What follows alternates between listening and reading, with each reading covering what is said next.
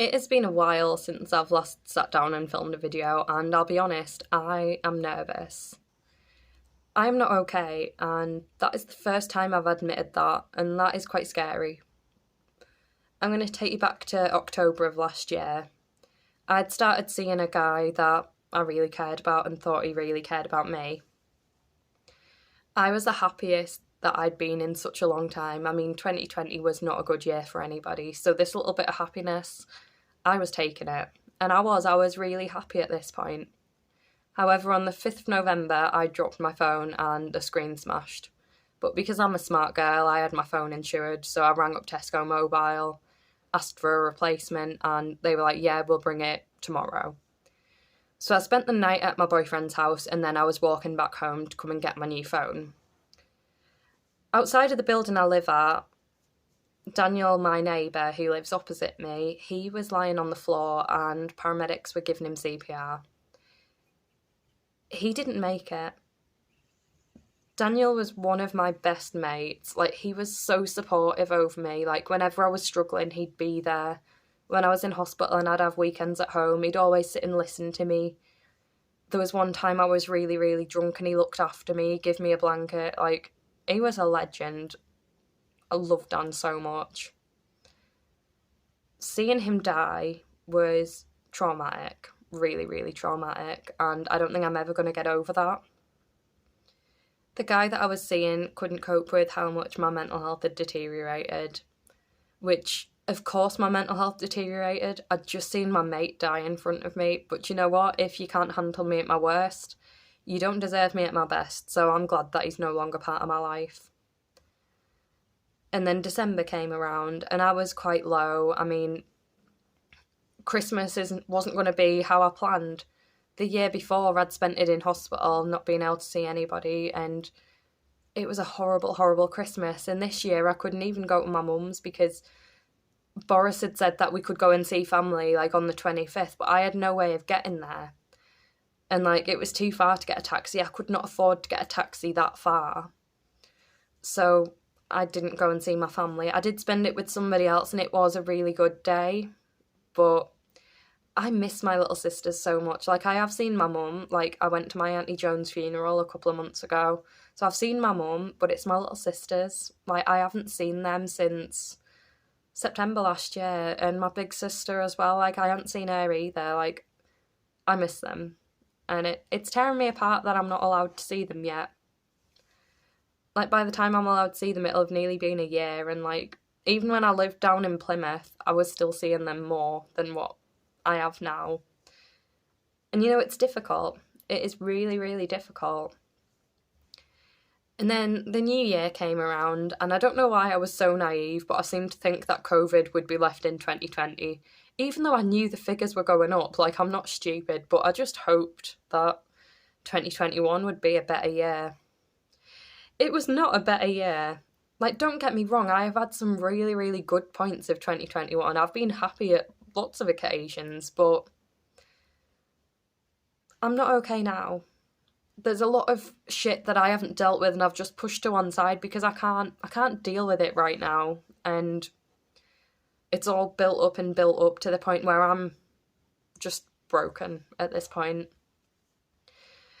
There was some neighbours that I used to class as my second family. They were so supportive. When I had my 22nd birthday, they cooked me toad in the hole and we had crumble and custard and we were drinking baby sham and WKD. It was such a lovely day. That was in December.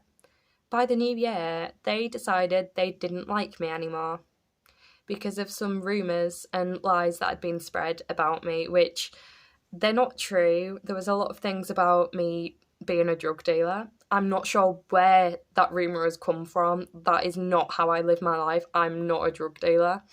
But those rumours were going round, and where I'm living now is not a home anymore. I have to see Dan's flat every day when I leave the house, and I don't think I can deal with his death properly and grieve properly while I'm still living here. Because my memories of Dan should be the amazing person he was, but at this point, my memories of him is him lying there on the floor dead, and that's not what I want to remember him by. Plus, my neighbours are making my life unbearable. And I feel very alone. Like, this is supposed to be a home, this is supported accommodation where it's supposed to aid my mental health recovery. But it's not. Like, the staff, they're trying the best, but it's not a home anymore. So towards the end of January, I put myself on the housing list, and because of COVID, things have been slowed right down. But I have been matched to a property now, and it's a really, really nice house, and it's quite cheap. The rent's cheap, it's 2 bedrooms, and it's away from where I'm at now, because I cannot live in this town anymore after everything that's gone on. Like, the fact that I am being bullied for things I haven't done by people who are nearly 3 times my age. Like, I am a 22-year-old girl. It is not acceptable. Bullying isn't acceptable at any age, but that's currently what's happening.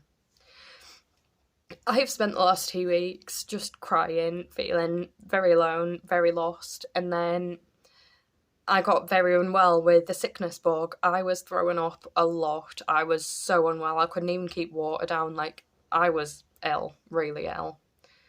And because I was so depressed and so sad, like, this sickness bug proper knocked me back. And all I wanted was for my mum to cuddle me and tell me that I'll get better soon. And yeah, I did get better.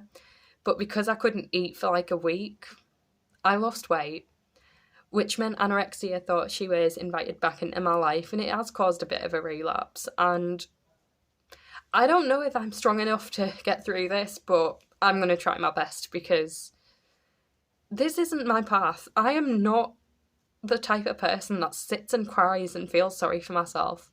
But at the minute, I seem to be crying all the time, and I don't know how much more I can take. So hopefully the repairs are done on my new house and I can move in as soon as possible, because it's there. Like, I am matched to that house. Nobody else is getting it. It is my house. But with COVID, like, they can only have one workman in at a time, and there's got to be 72 hours between them. And even when they've finished the work, there's got to be a further 72 hours before I can even view it. And it's taken a lot longer than what it would if we weren't in a pandemic. So hopefully it's not too much longer, because I hate living here. And I think once I've moved out, I can finally deal with Dan's death, and I can deal with everything else in my head.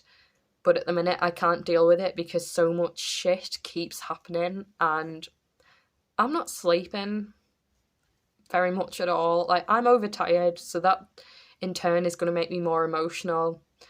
I'm not hungry because my body clock's all out. Like, I went to sleep last night. Well, I'm saying last night. I went to sleep this morning at 4 o'clock, and I woke up at 9.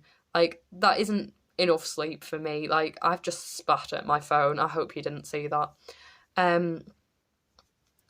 Yeah, so that's where I've been, and I will get back in uploading more regular once I've moved house, because at the minute my head is that full of crap that I don't think I can focus on filming videos that will actually help people.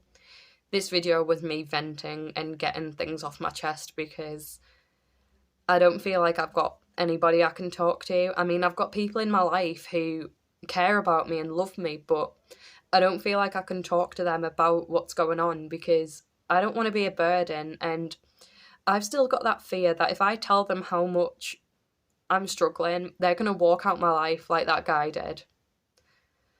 So that's why I'm here. That is why I'm talking. So I'm going to go sort myself out. I'm going to get myself off to band, and hopefully things are going to get better, because I'm not giving up yet. I am not giving up without a fight. I will see you next time.